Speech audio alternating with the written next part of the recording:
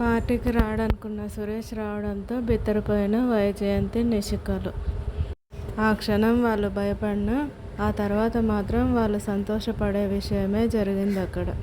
పార్టీకి వచ్చిన సురేష్ హ్యాపీగా బర్త్డే పార్టీ జరుపుకుంటాడు. కానీ ఆ తర్వాత తను చెప్పే నిజం అందరినీ ఆశ్చర్యానికి గురిచేస్తుంది. కొందరిని బాధ పెడితే కొందరికి సంతోషంగా ఉంటుంది. ఇక్కడ సంతోషపడే వాళ్ళు ఎవరో కాదు, వైజయంతి, నిషికలే. ఇంకా బాధపడే వాళ్ళు కౌశికి, జగదాత్రి వాళ్ళు.